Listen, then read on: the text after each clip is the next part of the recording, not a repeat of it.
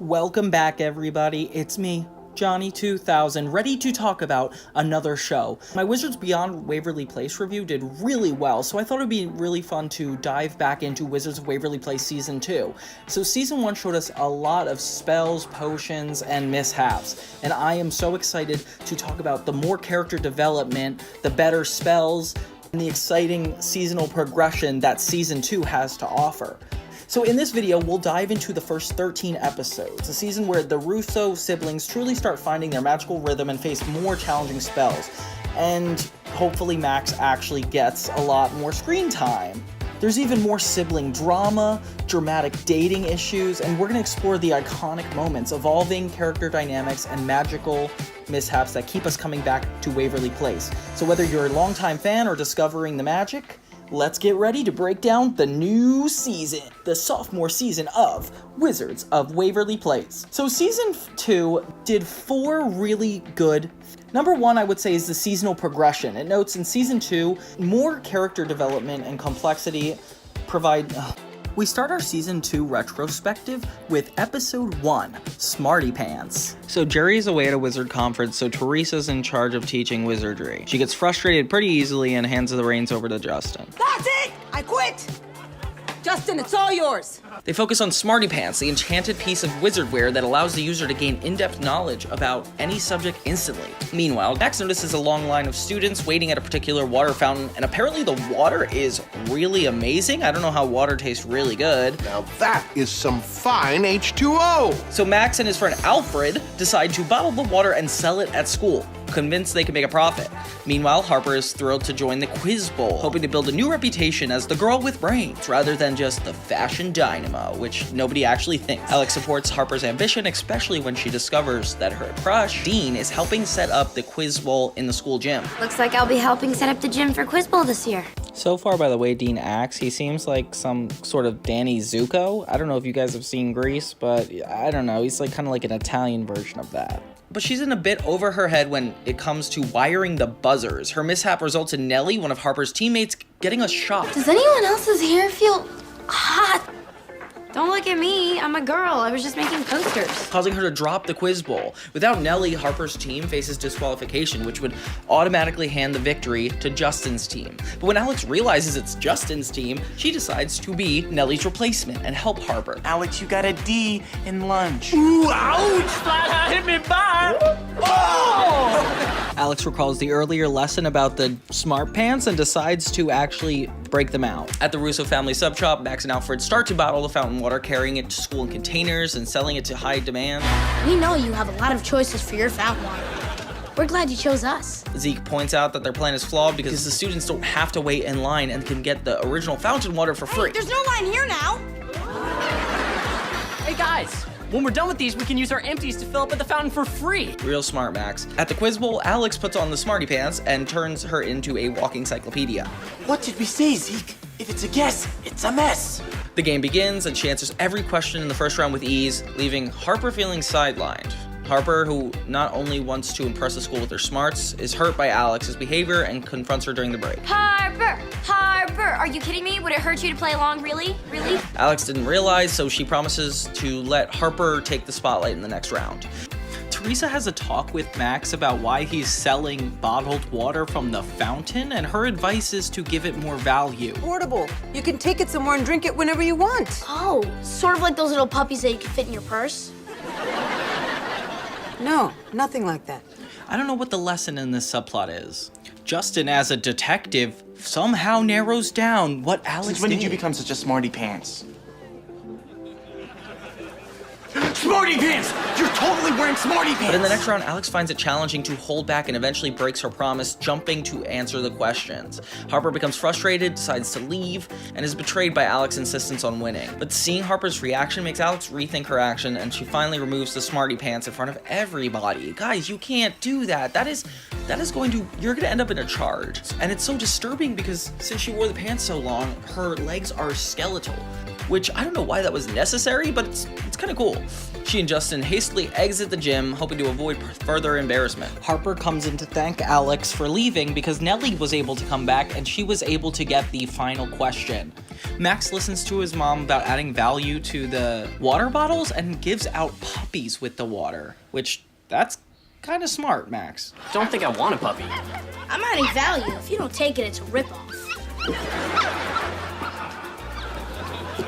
This is definitely a strong first episode for the sophomore season of Wizards. Hannah Montana did a good job with their season opening too, having it be about Rico establishing in the school. Now Wizards is focusing on going back to school as well. We get an introduction to more magic than necessarily spells, and we're introduced to a lot more love interest from Alex. All the characters are back and make an appearance in this episode, which is really fun. And they bring back the format that worked so well in season 1, where you start with a magical item. That magical item is overused by Alex, and then by the end, the magic has to be undone to be fixed. This formula works really well in Wizards, and I love the way they set it up. We see Mr. Laritate as a more important role, Zeke Beakerman's back, and he's in a lot more this season. Harper doesn't know that they're wizards yet, but it's still cool to see her as we build towards when she finds out. The next episode's a personal favorite of mine, as I really like following Justin and his endeavors, especially with being a know-it-all as he starts to become a little bit more sensitive. Episode 2 is called Be So Justin's Werewolf. preparing for a blind date set up by his Wiztech friends with a girl named Isabella that he met on WizFace, which is kind of like a Facebook parody, I guess. Another. Ew.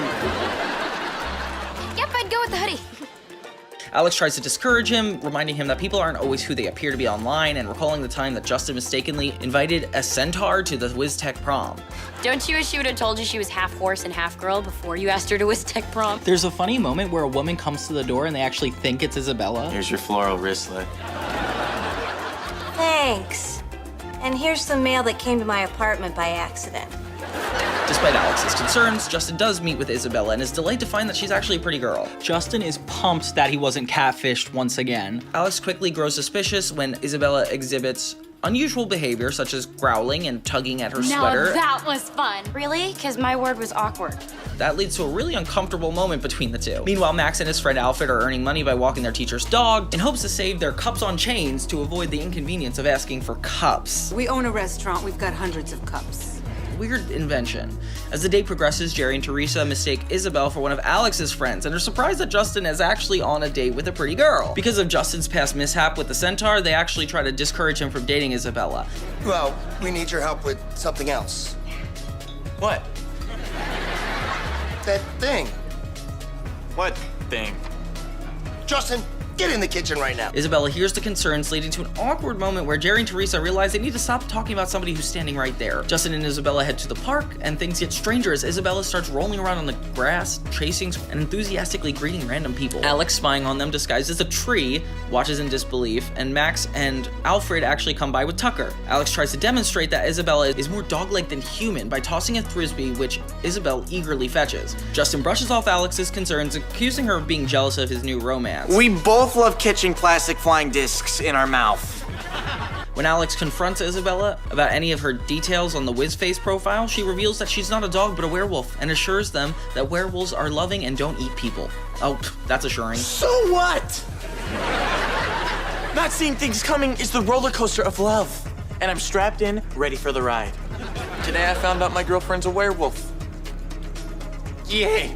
Just then, Justin kisses Isabella on the cheek, only for her to reveal that kissing a werewolf can turn you into one as well. Horrified, Justin begins to transform into a werewolf himself. That's another stereotype. The change is pretty fast and painless.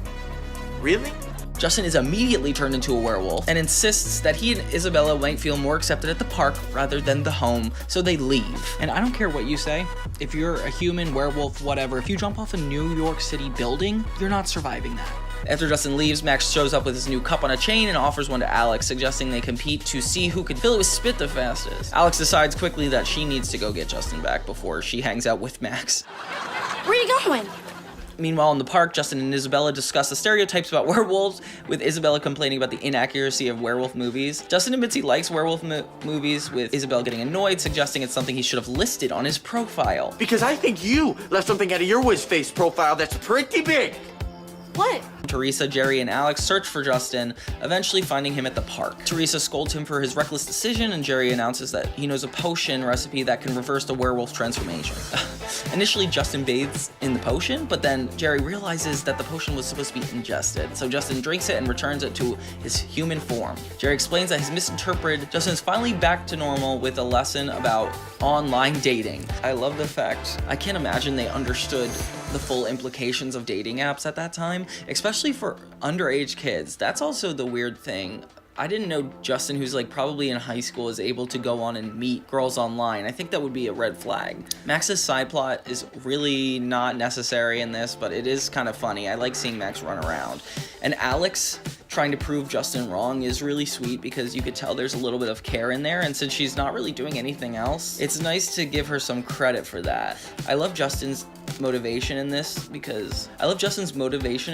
his need to prove his sister wrong and his family really leads him to making more poor choices, and it only escalates till the very end, which is such a good episode. The next episode is pretty interesting. It's episode 3 of season 2, and it's called Graphic Novel. Alex is immersed in her magic journal, fantasizing about her knight in shining armor, which happens to be this recurring character, Dean again. Oh my god, just put him in the theme song at this point. But when Max and Justin enter the lair, Alex quickly leaves the book. At school, Harper actually questions Alex's attraction to Dean. What do you see in him anyway? He had a mustache all summer. But Alex just says she's drawn to him. Meanwhile, Gigi publicly humiliates another girl, making Alex even more determined to keep her crush on Dean a secret. In a twist, Max shows Justin Alex's journal. Alex has drawn herself an entire fairy tale world that she lives in. But despite Justin's warning, it's accidentally revealed its magical nature to Gigi. So Gigi snatches the book, leading Max to panic and zap her into it. Oh my gosh, I hate when that happens. Inside the journal, Gigi is confused with her surroundings, but soon finds Alex's secrets, including a teddy bear and a Hello Pony blanket. While Gigi's minions wonder why she's missing from school, Alex and Harper take the opportunity to play tricks on them. They're totally lost without Gigi. At home, Justin and Max frantically try hiding the journal, but fail as Alex quickly locates it and learns what happens. I kind of missed her, especially in PE because we started dodgeball. And why is my journal on the bookshelf by the door? How did you see that? I knew it wouldn't work. Book is my journal! Book is my journal! Book is my journal! She's terrified that Gigi knows her secrets and quickly decides to enter the journal to confront her, even though Justin insists they plan first. So Gigi finally discovers that Alex has feelings for Dean. So Justin and Max join Alex in the comic strip. See who the knight you're crushing on is. Oh no, you're not gonna see him. Because I challenged thou to a duel, a joust of sorts. Well, actually, it is a joust. And when that fails, Alex challenges Gigi to a joust for her knight. Gigi, intimidated, backs out of the joust and falls into a lake. As Alex tries to ride off with her knight, he asks for a kiss, revealing that it is Dean. Gigi is horrified by experience, wishes to leave, and Max mistakenly sends her back to school. What did you just do? She wanted to get out! Off the pond! Upon the return, Gigi tries to reveal Alex's secrets, but struggles to convince others that it wasn't just her imagination. Alex decides to take control, openly sharing what's in her journal, and Justin admits to helping by revealing his own secret book, though it doesn't really help. Who's with me? Come on! I am. Dean, however, uses the opportunity to flirt with Alex, revealing that he likes her drawings, and Harper finally overcomes her fear of temporary tattoos. The animation of them going into Alex's book is a little dated, but I definitely appreciate the attempt to really change the format. It feels like we're in a cartoon, but it just doesn't feel like committed enough to the cartoon. Like, there's something about it that seems half-baked. I like that it's all around Alex's embarrassing secret and how far she's willing to go to keep it a secret. It definitely shows her character that she cares a lot what people think, which doesn't always come up, but it's very good to notice this in her. Especially the shame around liking somebody must really embarrass her, so she's very focused on trying to make sure it doesn't happen. And it's nice to see Gigi back after the first season. I mean, we saw her early on, and I love to see her come back because Alex have an antagonist at school is really interesting. Although she doesn't really have to do with the wizarding world, it is nice to see Alex fighting with somebody that is socially, threatening. So yeah, that was a graphic novel. The next episode of season 2 is episode 4, Racing. Okay, so Alex tries to catch Dean's attention again. Dean, stop coming back. You're not needed all the time. She tries to get Dean's attention by walking past him and his friends multiple times, but Dean doesn't notice. Oh my god, Alex. Last episode you were embarrassed about seeing him. Now you're literally walking by him. Don't some people know you like him? Alex admits that it's tough since Dean already knows she likes him. Harper advises Alex to act cool, but Harper herself panics when she sees Justin, showing that her advice is not easy to follow. Alex is determined to impress Dean, so she attempts to join the conversation about having a car that he's fixing for the race. You know, Dean kind of reminds me of like some kind of greaser. I don't know if they're trying to reference the show Grease. He definitely gives me Danny Zuko vibes. Alex tries to talk to him about a car he's fixing for an upcoming race, but her efforts really fall flat. Didn't have the rack and pinion steering I like. Yeah, because steering is important. Because without it, all roads would have to be straight. Meanwhile, Max orders an invisibility poncho from Wizards Weekly, which only makes the poncho itself invisible. What a ripoff. Oh my gosh, that's what happens when I buy stuff on eBay sometimes. Despite Justin's warnings about the other failed purchases like the 3D glasses and transportation ruler, Max goes ahead and orders a mind-reading kit. At the substation, Teresa tries to persuade Jerry to donate his old car to charity, but he refuses. So when Dean enters, Alex, feeling nervous, prepares a salad with hot pimento sauce to grab his attention. Justin warns her that this can make Dean think he's in trouble and suggests they find a shared interest like cars. Following this advice, Alex mentions her dad's car, and Dean offers to work on it, though he insists on doing it alone, which is what a waste. Meanwhile, Max gets his mind-reading kit, and it's just a toilet tube decorated with glitter and macaroni. If you gotta stand that close to hear someone's thoughts, the only thing you're gonna be hearing is, why is this free cold macaroni tube to my head? However, Max surprisingly picks up Justin's thoughts by getting close to him, so it works. Later, as Dean checks out Jerry's car in the Russo's basement, Alex nervously tries to ask him how he feels, but loses her nerve. Just as Dean's about to say something, Jerry interrupts to check on the car, followed by Zeke, Justin, Max, and even Teresa, each with their own reason for coming downstairs. Once Dean gets the car running, everyone jumps in to celebrate, leaving Alex behind. Honey, can you open the garage door so we can get out of here? You wanted to be alone, right? Harper suggests that Alex needs to know Dean's thoughts, which prompts her to take Max's mind read. She tries it out on Justin and learns that he didn't make the cross-country team. Meanwhile, at the race, Alex plans to talk to Dean during a pit stop, but it's too noisy, and Dean has to return to the track immediately after fixing his car. Frustrated, Alex uses the transportation ruler introduced earlier to get inside the car with Dean, accidentally knocking him out. After taking over the wheel, she discovers that he's been thinking about setting up a friend with a girlfriend. When Dean wakes up, Alex finally confesses her feelings, and Dean reveals he likes her too. He reveals that the reason he didn't ask her family to leave is because he didn't want to make a bad first impression. Just as they share a moment, they crash into a giant sloppy Joe, making it clear that they're now a couple. Okay, so now there's reason for Dean to come back. Because I wanted to be alone with you. And then your family kept piling in. I'm trying to make a good impression. I'm not going to tell them they have to leave. My uncle raised me with manners. Later, Justin and Alex are chatting on the terrace, and Justin admits he's disappointed that Dean likes her, joking that he wanted her to date somebody he could intimidate if needed. Alex, annoyed, sprays Justin with water to make him look sweaty since their dad thinks he's at cross-country practice. In retaliation, Justin uses the transport stick to knock Alex out, ending their playful exchange. I love that we really had to earn Dean and Alex's relationship. We really got to see what she's like in the stages of liking somebody before they actually committed to each other. And of course, it's very in character for Alex to use magic to help, especially using the mind reading thing. That definitely seems like a good enough reason to want to use magic like that. So you actually agree with Alex as opposed to her just doing something rebellious. We empathize with her a lot more knowing that she cares about his approval, and empathize for her when her entire family goes to hang out with him instead, which is such a funny moment. There's some really good jokes in this one. Season 2 seems to be a lot more promising. It's a little bit more than Alex's hair just being slightly longer and Justin being slightly more curved out. So far, we're getting a lot of serial elements with a little bit of episodic wizard stuff thrown in there, but I'm excited to see more wizard stuff coming to light. I'm seeing a lot of more romantic storylines, which is pretty interesting because in the first season, it really wasn't about that at all. Wizardry being intertwined with romance is a lot more interesting than the stuff I think they did in the first season. It adds a lot more depth to the characters' goals and where they aspire to be and what they're willing to do with magic to get there. Now it's time for our first attempt at a Max episode, Season 2, Episode 5, Alex's brother, Maximan. Jerry expects the kids to be ready for their wall walking quiz in the lair, but Justin's been distracted building his robot, and Alex has been spending a lot of time with Dean. Jerry insists they practice anyway, so Alex and Justin help Max walk up the wall, but they both get distracted by their stuff, and Max falls. This is an emergency, and I can fix it with my emergency burger.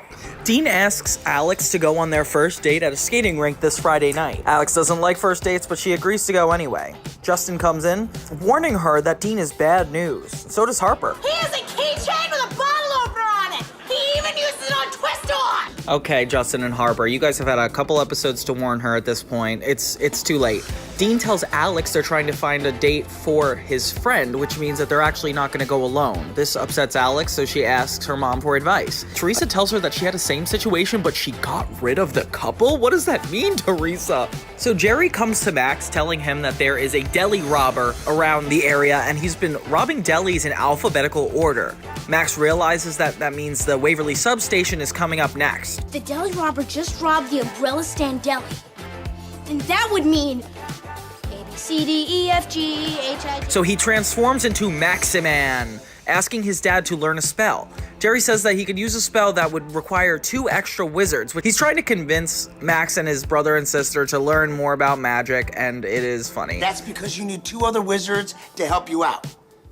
You know what you need to do now, Max? Yeah. I need to learn a spell that makes 2 other wizards. Meanwhile, Harper warns Alex that Dean is trying to meet her in his specific corner that he takes all the girls to kiss. Alex doesn't believe it at first until she realizes that he blatantly asked her to meet at the corner anyway. Alex tries to get advice from Teresa, who says that if a guy really likes you, you don't have to do stuff like that. You are is a very beautiful girl who, can sometimes be a little scary. And I fell for it. Darn Dean's winning smile and twinkling eyes. On the date, Alex tries to avoid the corner at all costs, continuously skating around as many times as possible. Let's everybody reverse back. Really? Are you kidding me? In a giant waste of 30 seconds in terms of the plot, Justin dances with his robot. Max is upset with Justin because he won't help him fight crime. Can't go out there alone, you're gonna get hurt. No, I'm gonna use my limited knowledge of Taekwondo. You don't know Taekwondo. That's what limited means. Back at the skating rink, Alex wonders why Dean won't stop at the corner now, insecure that maybe he doesn't want the same thing with her. Dean admits that he knows of his reputation and doesn't want to mess it up with Alex, therefore he's not gonna try to stop there. Harper, dressed as a chicken, tries to distract them, even though Alex has kind of already moved on from that plot. In the end, Alex initiates the kiss, only for Justin to run in, asking for her help with Max. The 3 team up to approach the deli robber, with Justin and Alex helping Max wall climb. As the 3 catch the robber, they find out that it's Jerry, surprise, surprise, that he was just going to teach the kids a lesson. It's kind of like a Scooby-Doo moment. Alex goes to Dean to apologize for ditching him and helping her brother, and the 2 continue to see each other. Ending the episode. This one was really fun because, of course, Max gets his own episode, but it still happens to be the B-plot as Alex and Dean's situation kind of takes center stage. I really like Alex going to Teresa for advice because their mother-daughter bond seems to be a lot stronger, especially with some episodes that are about to come up. We get to see a new side of Dean where he's actually insecure of the fact that he's been with a lot of girls, which I don't really buy. You're 17. I don't think you're growing up that much right yet. Seeing Alex insecure that she is not as good as the other girls also adds a new layer of depth. I found it weird that we started out with assuming the issue was that other couples were going on the date and it morphed into being more about Alex worried about Dean, but I feel like the episode paid off in a really rewarding way that it didn't necessarily matter. Max, of course, got his chance to shine, and he's super funny in this episode, especially with most of his jokes really landing. And if I'm not mistaken, W's next. I like that we start out with the Wizards not being able to complete the lesson, and then by the end of the episode, once the lesson's complete, everything is kind of finished. I don't know if it's just OCD, ADHD, but it's very comfortable. It definitely defines the second season, showing us that there's going to be a lot more moments between all of the characters, not even just the relationships. That kind of brings us to the first 2-part episode of this season. The next episode we have is a 2-part episode, Saving Wiztech. Reopen it for Wizards present and future? Now, are there any questions? Can we play in the balls now? So referring back to Wiztech, which was a common location in season 1 for that 2-part episode, we come back to it for another 2-part episode. So in the episode, Jerry's demonstrating shape-shifting to Justin, Alex, and Max when Professor Crumb suddenly appears in the lair. Work it, sister. The plastic ball infestation at Wiztech, and the school must be temporarily closed in order to get rid of the balls. He asks Jerry if he's willing to host some Wiztech students for a while, and Jerry agrees. Among the students staying at the house are Hugh Normus and his friend Ronald Longscape Jr. You're not a giant, all right? I'm bigger than you. My overnight bags beg to differ. Hey. And as soon as Ronald meets Alex, he develops a crush on her. You look like somebody who's always looking for an excuse to get out of work. What? No, I am not.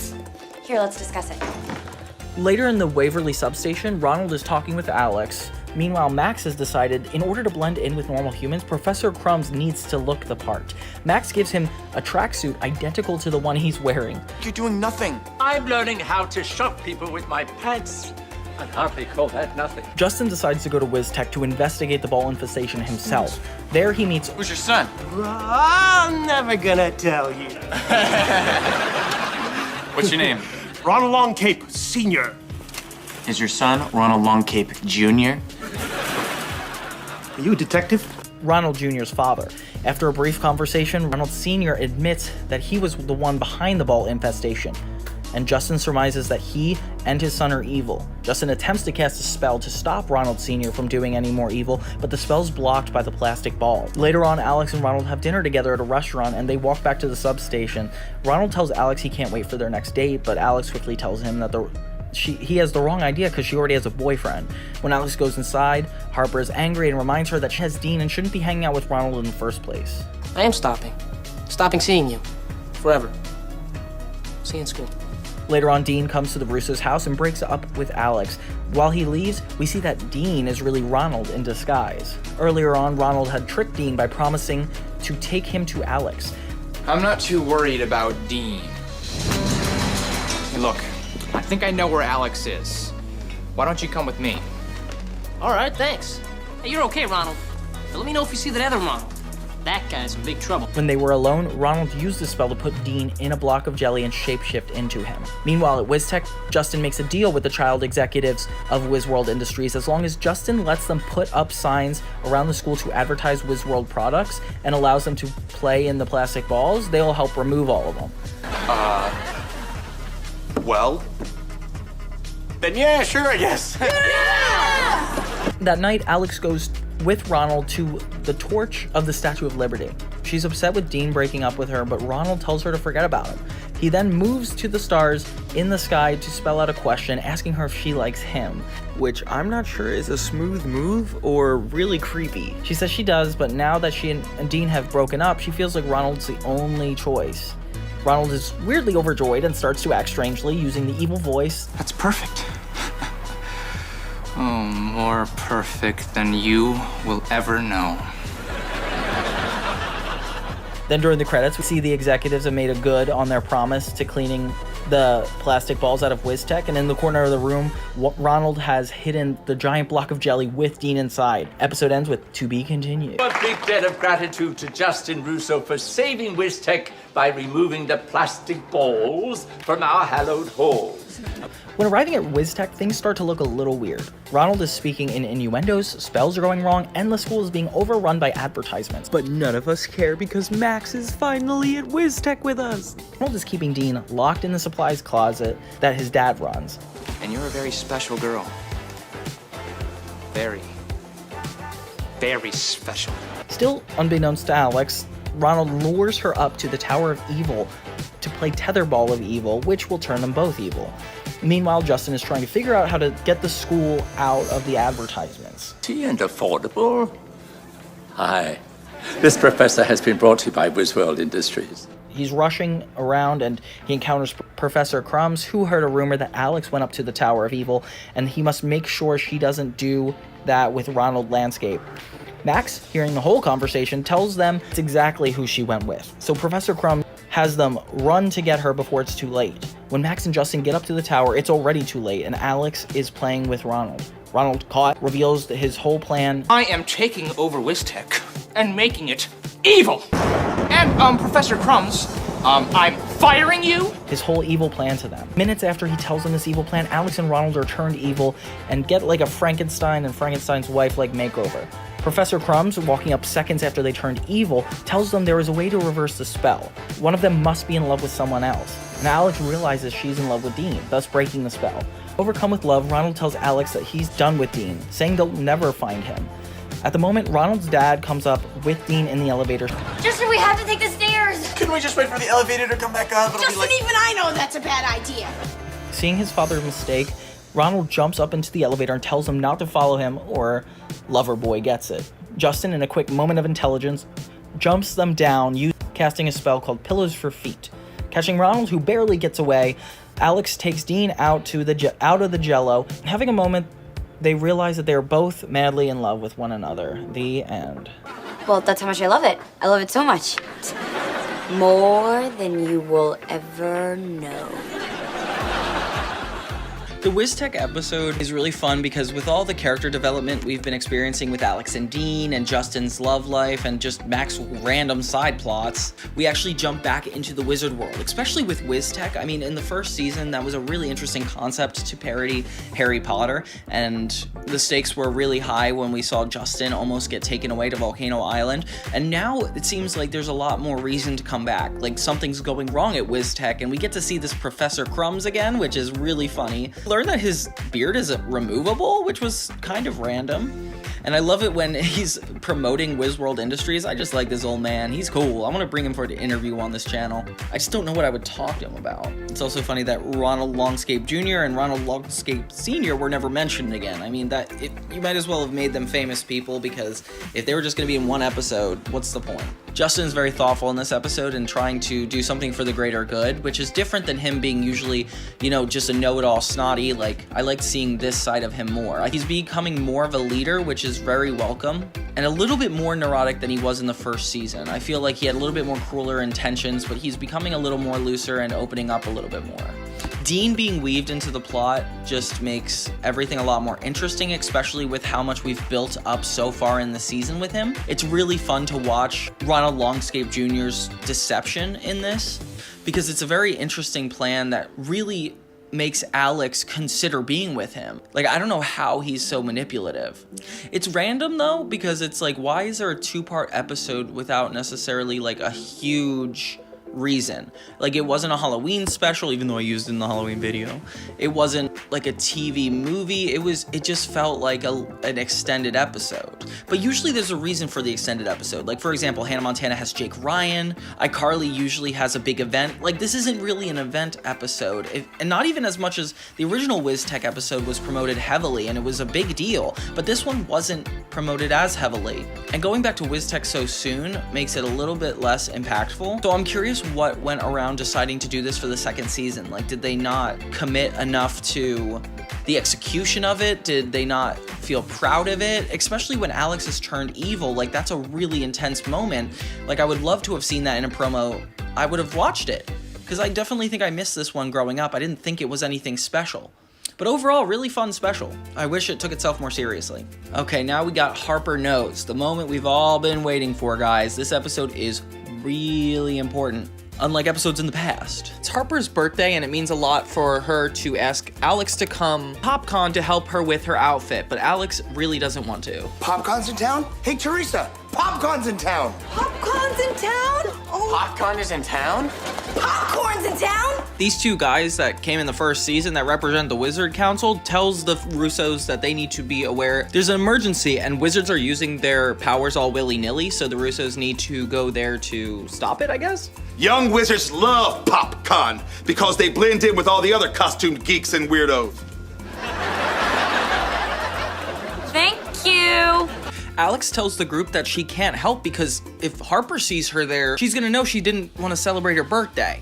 Fun reason to go to this convention and get these characters here. That's really good from a writing standpoint. Immediately they run into Harper at WizCon and Alex needs to start to hide. So she goes behind a cardboard cutout and uses her powers to switch outfits. That's when Justin announces that Alex is one of the wizards that are using powers at WizCon. Because I suspected you all along. We're gonna need that costume for evidence. It's all yours. Alex uses magic to escape, only making the situation harder because now she's not only hiding from Justin, Hugh, and Harper, but she's caught by the Wizard Council. So you're in complete violation of Wizard Conduct Code 99244. You're in pajamas. 245. Alex is caught by Harper just as she's about to get in trouble, and Harper demands an explanation. But since Alex can't tell her they're wizards, Harper just assumes it's the end of their friendship. Jeremy from science, but I'm not with him. Jeremy from science? Is there even a Jeremy in science? Of course there is. He has a huge crush on you. Well, hello, Jeremy from science. Your costume doesn't look store-bought.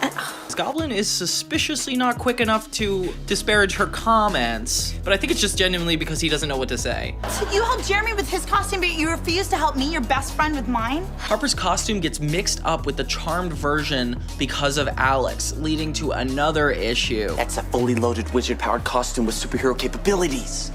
Is that a problem? It can fly, ricochet lasers, deflect bullets, and shoot fire. Okay, so it's a problem.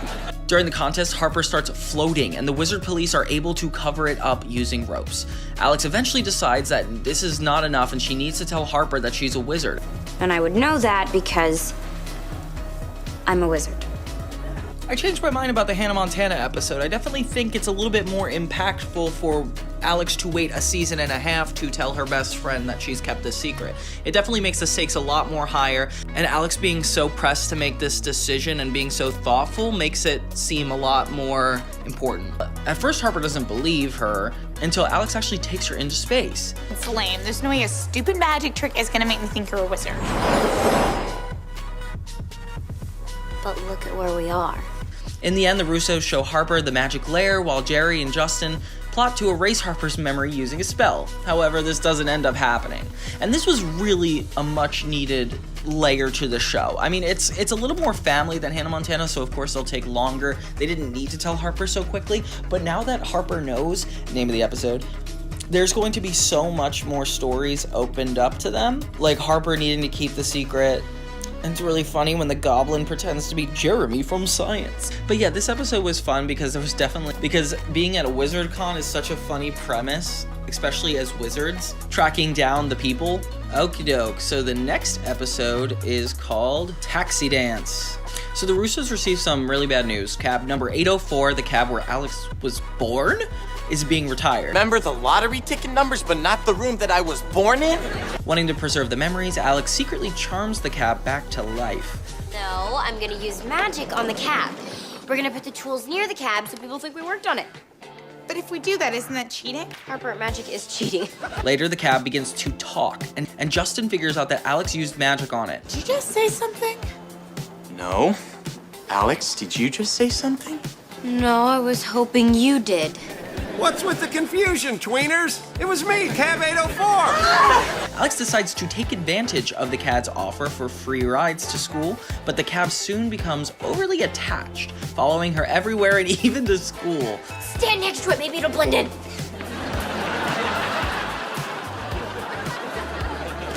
Wow. Magic talking cab in Tribeca Prep. This is such a funny premise. There, it almost exposes its magical nature by talking, forcing Alex to cover it up by claiming it's part of a charity project, a story that nobody believes given her reputation. Which, of course, boy who cried wolf over here, Alex. Despite Justin ends up removing the cab's key. Alex, you may have taken my keys, but you'll never drain my battery! That's a guy from school. His name's Bert. But then it still starts to fly over Waverly Place. To avoid suspicion, Alex tries to pass it off as a parade balloon, but it's not long before the cab crashes into the Russos' family home. At this point, Alex has to explain her actions, admitting that she wanted to keep the cab around for her memories. Oh my goodness! A realistic parade balloon broke free! Which is not a good enough reason to keep this giant car, let alone one that is emotionally dependent on you. Teresa gently reminds her that while it's natural to miss things, sometimes it's best to cherish the moments rather than trying to relive them. Oof, Teresa, you're talking about nostalgia, and my whole channel's based on that. Careful. Happy to announce that Mid-City Hospital, where I was born, has been turned into a shopping center that includes one of my favorite stores, the Science, Fun, toy activity store. Additionally, Max brings a hospital gurney to life after his parents ask him to dispose of it, but he becomes attached to it instead, adding to the chaos of the day. The premise of everybody being so attached to the place where they were born is really funny. I don't know if it's that realistic for teenagers to care that much about it. I mean, it'd be one thing to be into a nostalgic show or something you grew up with, but wherever you were born? I don't know, I just think that's a little wackety. I had a lot of fun watching these inanimate objects come to life. It definitely adds a lot more fun to Wizards of Waverly Place. It's a trope I remember in Goosebumps books, but that was kind of in a horror sense, and in this sense, it's really funny. I love that it's emotionally attached to her. That is such a good reason. And seeing Max also do what Alex is doing, but with a gurney, makes it even more funny. I mean, like, Alex is already just a funny side plot, but the fact that they made it work within the A plot is really good. For baby Cupid, just before Jerry and Teresa's anniversary, Alex and Max play a magical video game, causing Teresa's prized lamp to break. Oh, guys, not responsible. Although this is exactly how I imagine VR being if it got more real. This triggers a major argument between Jerry and Teresa, with Teresa ignoring Jerry in frustration. Oh, I'm sorry, Jerry. I had no idea it was such a big decision for you to marry me. No! Hoping to fix things, Alex orders Cupid to shoot Teresa with the love arrow to rekindle their affection. Justin immediately criticizes her plan, pointing out that the irony of using more magic to solve a problem caused by magic is not a good idea. Alex tries to cancel the order, but Justin informs her that Cupid can't be canceled. Oof.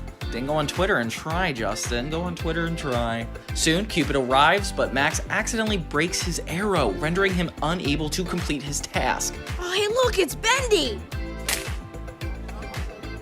No, it's not. In a panic, these siblings decide to lock Cupid in the lair. Teresa walks into the kitchen, curious about the noise coming from the lair, and thinking quickly, Max pretends that he has a terrible stomachache, allowing Teresa to escort him upstairs while Justin and Alex figure out a plan. Justin heads upstairs to help Max repair Cupid's arrow, while Alex tries to distract Cupid. We should open up Cupid's arrow repair shop. Alex is in charge of keeping an eye on the baby, which makes her look like a teen mom, and it's kind of funny. At the sub shop, Harper arrives to show Alex a sweater she's made for Justin, entirely knit from her own hair.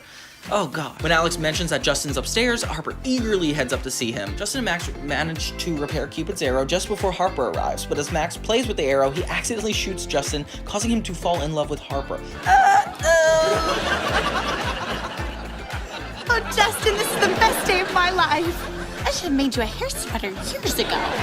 See, this is a good reason for Harper to know that they're wizards. I knew it would come in handy, and it did. Alex quickly realizes what's happened and explains to Harper that Justin's sudden affection is a result of Cupid's arrow. Mio amore. Let's go for a carriage ride around Central Park. But I don't care. But Harper's unfazed and accepts Justin's invitation to go on the date. Just then, Jerry returns home with flowers for Teresa, only for Justin to take them and give them to Harper. Baffled by Justin's odd behavior, Jerry sees Alex holding the Cupid arrow and realizes she used magic. Arrow, baby! That's Cupid! Teresa walks in, notices the baby, and Alex quickly lies, claiming it's a doll for her marriage and family class. Oh, thank God. If I were Teresa, I'd be like, you had a kid? But I guess she wasn't pregnant, so I guess that doesn't really make any sense. Teresa's thrilled and insists on meeting Alex's teacher at the open house, because she loves this idea. I don't know if that's an exciting thing. I have some personal stories to share about what marriage and family life are really like once you get past the pretty pictures in all the bridal magazines.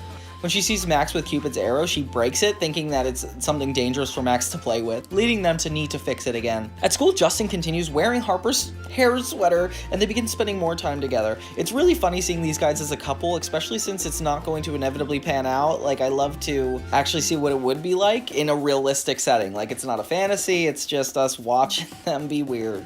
Zeke teases Justin, leading to an embarrassing water balloon fight. I'm sorry, Zeke, I'm done with your childish things. I found love. With who? Meanwhile, Alex tries to actually join a marriage and family class to keep her lie, but it's unsuccessful. Harper grows tired of Justin's clinginess, which is so crazy, Harper. How in the world? She laments that she can't live with him constantly attached to her. Cupid overhears and reassures her that the effects of his arrow are only temporary. Oh, I would be sad if I were Harper, though. Then Teresa prompts Max to break Cupid's arrow literally again. Maxie, what did I tell you about playing with arrows? Oh, sorry. The next day, Justin returns to normal as the spell from Cupid's arrow fades, relieving Harper. At the open house, Teresa heads to Alex's marriage and family class, while Justin and Alex meet her there, hoping to keep the ruse going. Max is eager to fix things and brings Cupid's repaired arrow to the classroom, hoping Cupid can finally shoot Teresa. When Cupid takes him, Max's balancing act throws off his aim and accidentally hits another woman who falls head over heels for Jerry. So, Brown Eyes, are you allowed to drive at night?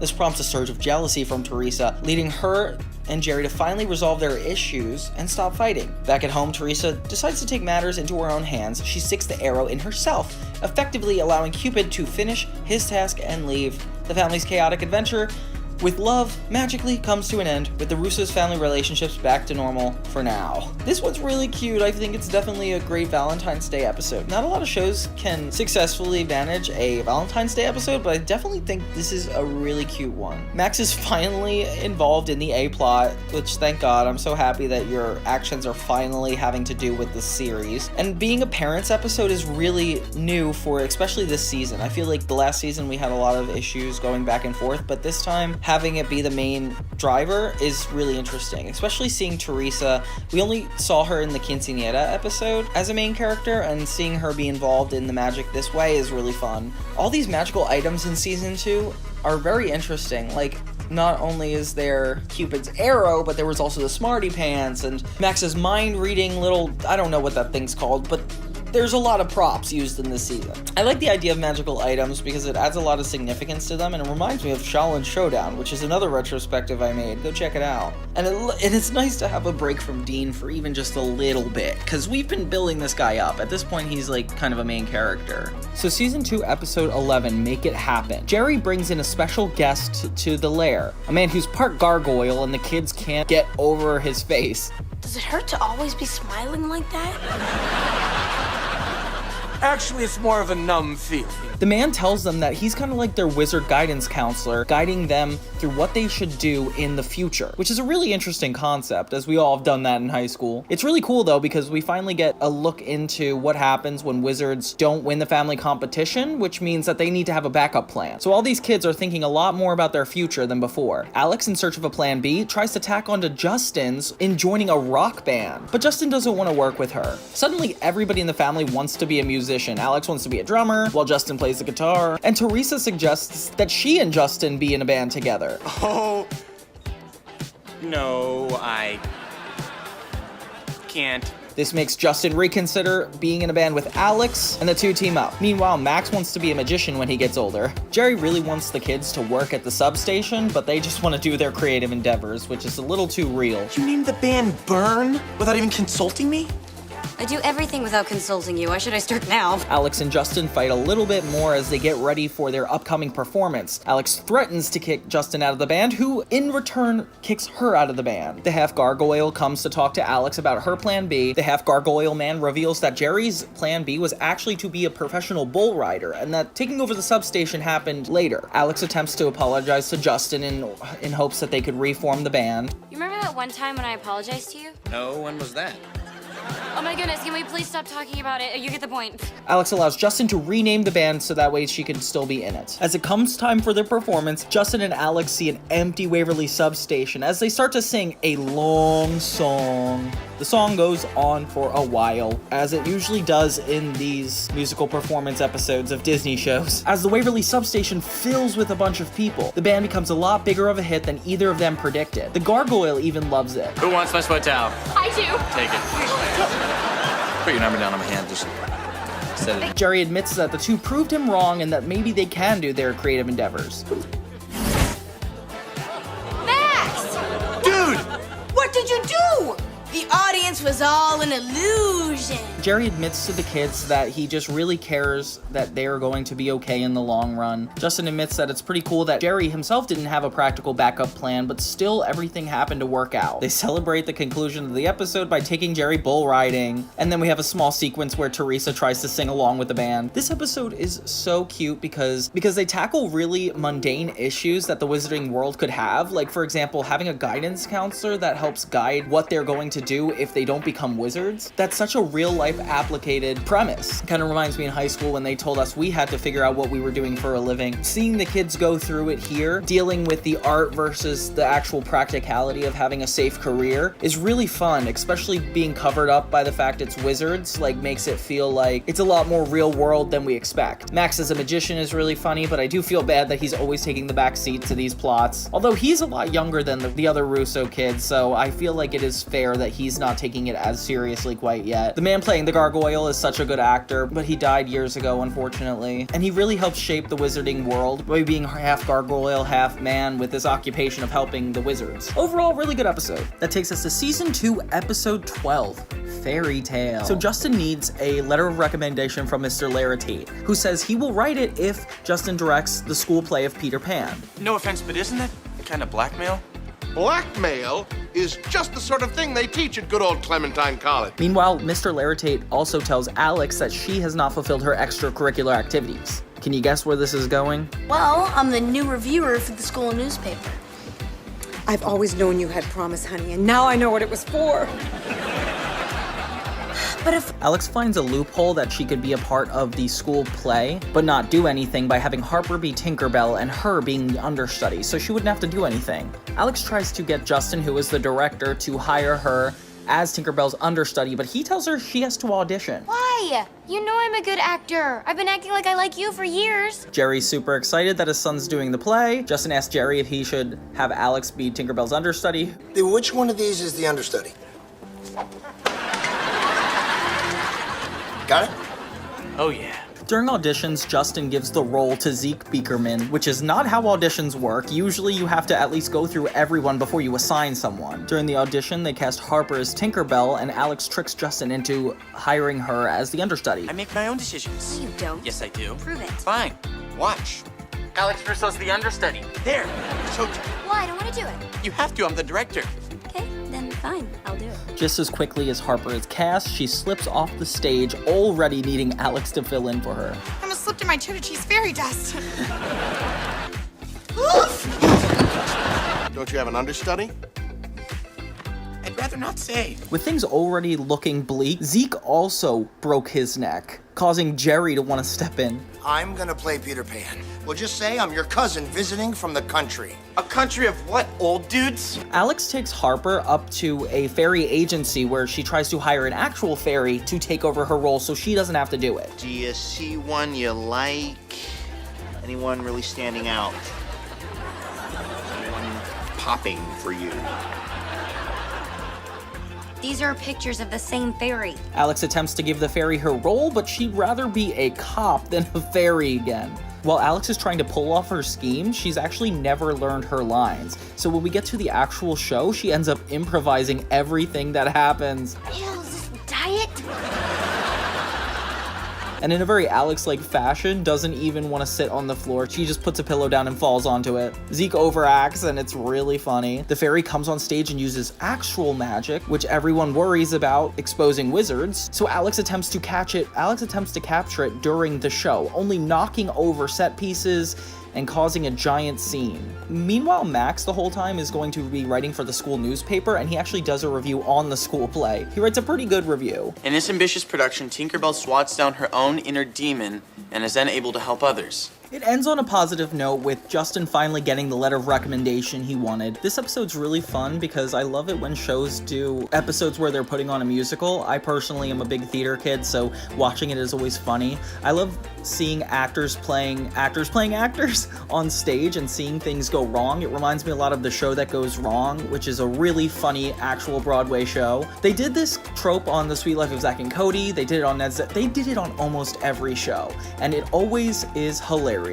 Even seeing Selena Gomez attempt to be a bad actor is funny because having her sit on a pillow as Tinkerbell is just, I don't know, it's just gold. Intertwining Max working for the school newspaper really serves the plot well because it ends on such a positive note that all the main characters got to contribute to the plot, and having wizards tied into it with the actual fairy being in the plot makes it just as much a wizard episode as it would a grounded episode of TV in general. The show is really getting better at making you unique plots that could not be done on any other show because of the tie-ins of magic and growing up. I'm just loving all these episodes so far, and seeing it is such a treat. Now, with that said, we're getting on to the final episode of this first half retrospective, and I think the best way to end it is episode 13. Even though there's about 30 episodes in this, I think this is a good place to kind of call a pause. Wizards of Waverly Place Season 2 Episode 13 is called Fashion Week. You guys may have heard of it because it is featured on the Wizards of Waverly Place DVD Supernaturally Stylin', which I have in my collection.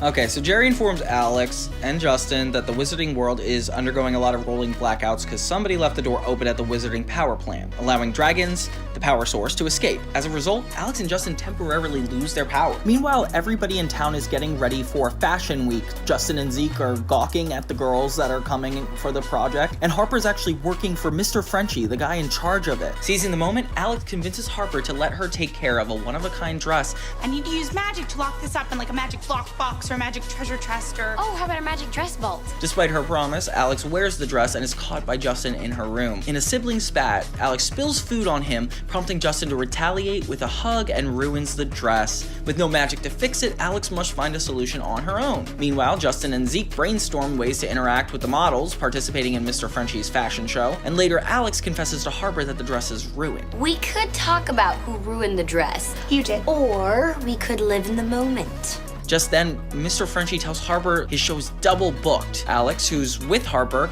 suggests holding it at the substation. Justin and Zeke see this as an opportunity to invite the models to play a game of Dungeons and Gargoyles, which I'm assuming is a reference to Dungeons and Dragons? Of course these guys will be playing it, but their plans go awry when the models accidentally eat spoiled sandwiches that Jerry misplaced, resulting in food poisoning. How are you supposed to have a fashion show to distract Mr. Frenchie from the fact that we ruined his dress when all the models are sick? Once the magic returns, Alex uses a magical copy machine to summon BB Rockford, a famous model from a poster in Justin's room. Why am I still holding this? Now, to get the dress back, Alex actually takes a picture she took in the dress and puts it in the copier to actually get the dress back. I like this dress. Alex, can I talk to you over there for a second? Sure. And I don't think this is considered assault because it's technically Alex hurting Alex. I don't know. Either way, violence should be condoned. But when BB meets Justin and Zeke, she gets distracted by Dungeons and Gargoyles and refuses to do the show. Where did you come from? From Justin's room. All right, Justin! Alex negotiates with Justin to end the game if she returns the thing she borrowed from his room. After he agrees, Alex convinces BB to reluctantly model in the fashion show, on the condition that Alex joins her on the runway. Initially, Alex declines, but Harper fakes tears to get her to agree. Take BB for the sake of my fashion career. She'd rather just move on and live in the... Oh, fine, we'll do it. Thanks, you're the best. The episode concludes with a successful fashion show at the substation where Mr. Frenchie is thrilled to see BB participating and secures Harper's position with him. The final scene features Alex and BB strutting down the runway, ending in a chaotic day on a high note. This one's really cute because we see a little bit more of Alex's interests. The fact that they're not able to use magic is really cool because it took them a while to get to this point. I feel like we hadn't had an episode where a majority of it was them not having magic and needing to use it to solve it. I think it'll come back again, but this is really fun to see in the second season. As we're getting closer to the middle of the second season, we're starting to shift to a little bit more intense storylines. I feel like there's always a slump at the beginning of season 2 for television shows where we're kind of trying to come back after season 1 and figure out what the next step is going to be, and it seems like a lot of what Wizards is doing here is adding love interests, twists, and new rules to the wizard dynamics, adding Harper in on the mix with everything. Both Wizards of Waverly Place and Hannah Montana have major secrets to hide. Alex Russo is a wizard on the East Coast of New York, while Miley Stewart is a pop star all the way on the West Coast. These two girls' lives are pretty much dictated by these secrets, making them one of the most integral part of their worlds. Each show's key component in its top 3 stories that are constantly told have to do with this external world. But the question I want answered is which show did it better?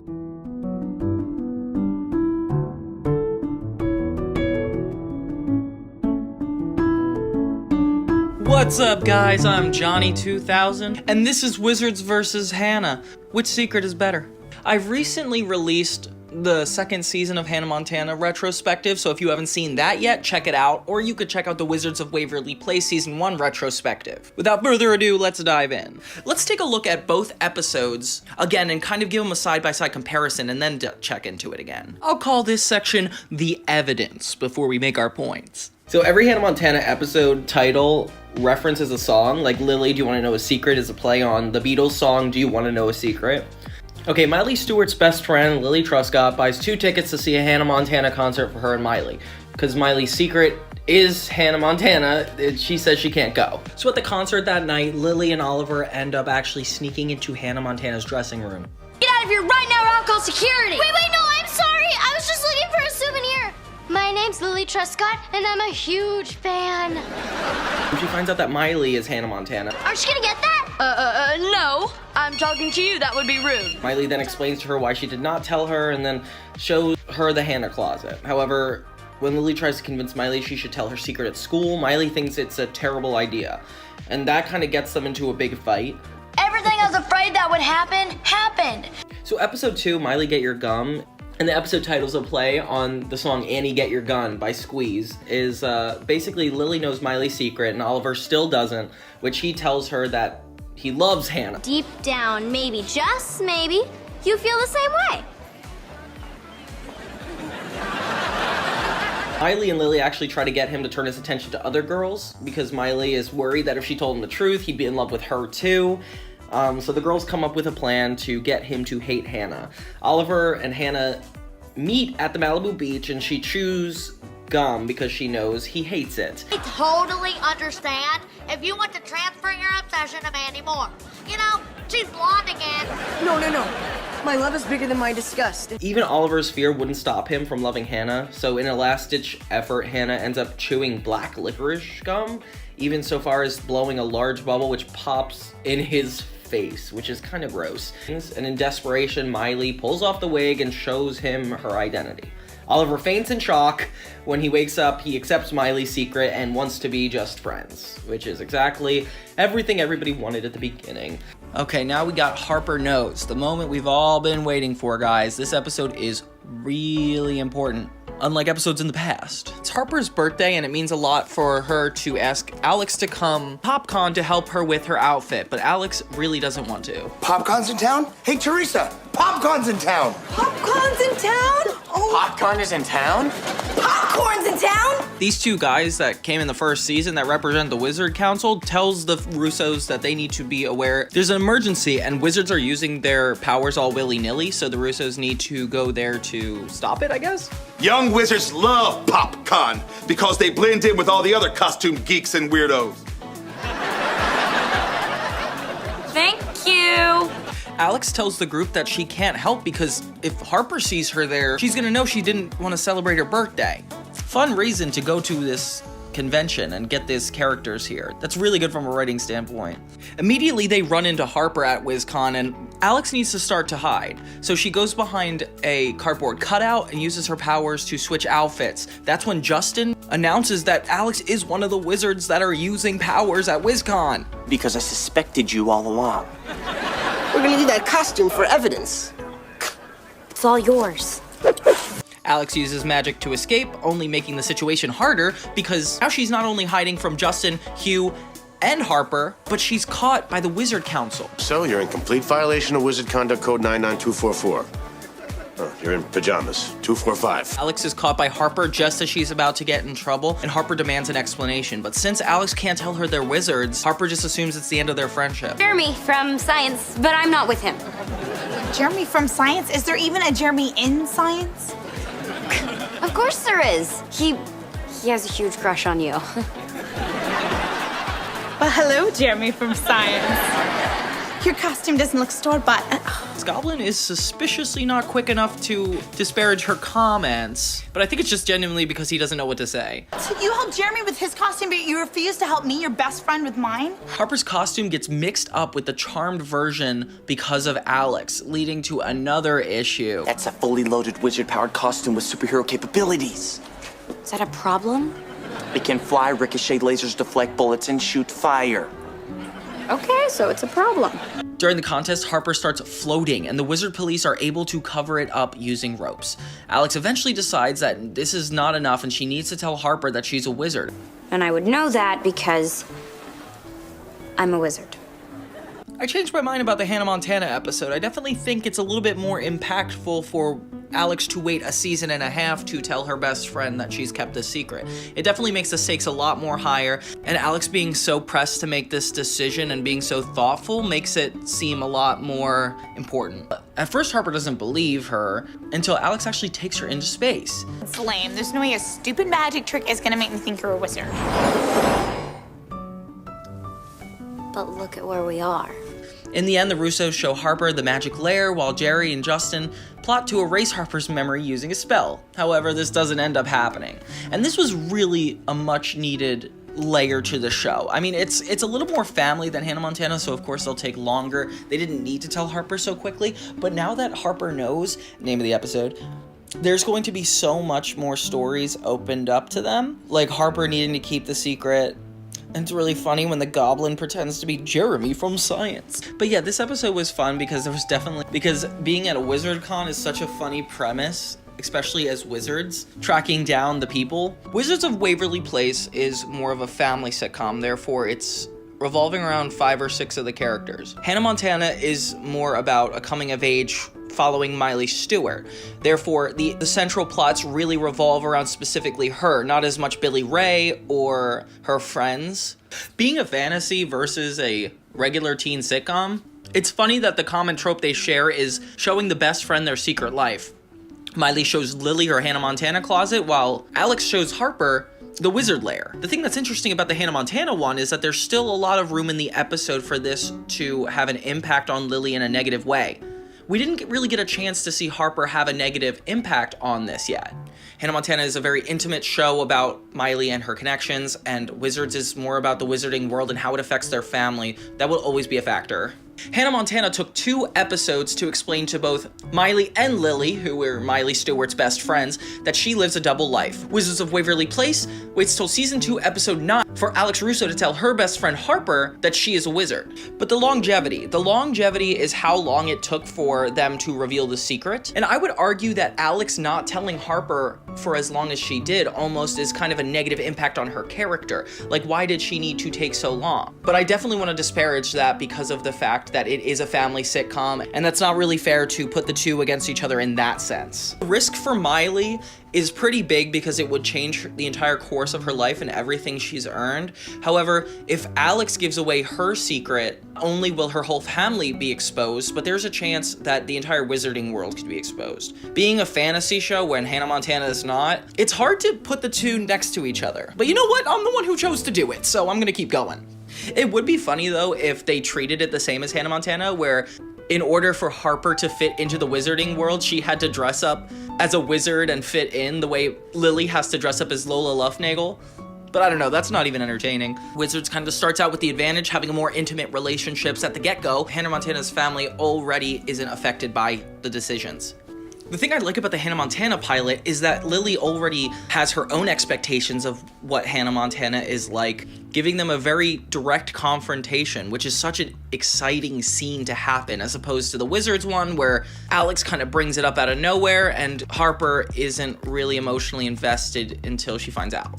Hannah Montana has the advantage that they had 2 episodes to talk about the impact of this secret on their lives, which is kind of weird because Wizards seems like it would be a bigger secret, so why doesn't it take more of their lives up? I don't know. But the fact that Oliver could have a crush on Hannah is such a funny trope. I wish we had Harper's opinion on Wizards before this happened, like if she was really angry by them, if she didn't believe that was a thing, and convincing him was actually hard, but we didn't really get there. Like in Hannah Montana that they actually argue over the secret. Like Lily thinks she should tell the whole school.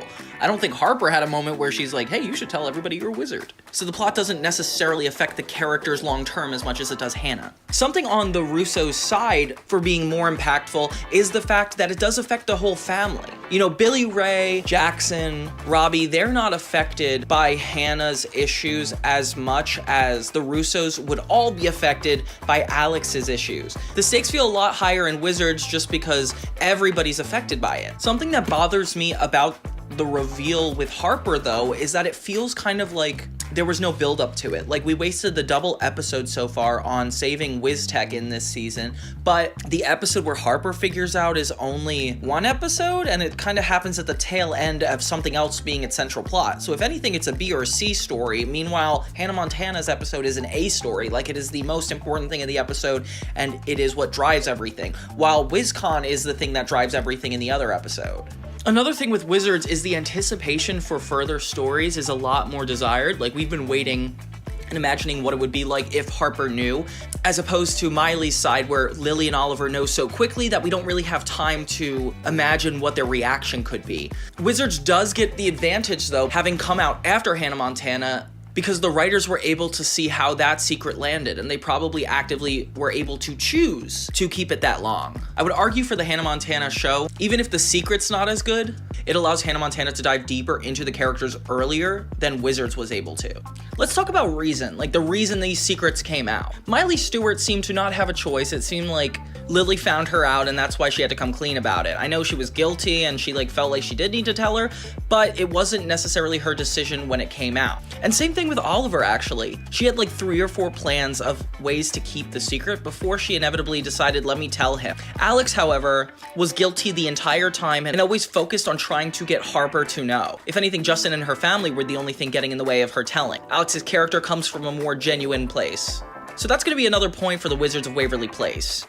All right, with 3 points for Wizards and 4 points for Hannah, this declares Hannah Montana the winner. And now I know what you guys are going to say, because I'm thinking it. I'm very biased toward Hannah Montana, but these are the factual evidence, okay? I couldn't have rigged this if I wanted to. Well, I mean, I literally probably could, but you know what I mean. Which one do you guys think was more impactful, Wizards of Waverly Place or Hannah Montana? Please comment below, and don't be biased, because I already am.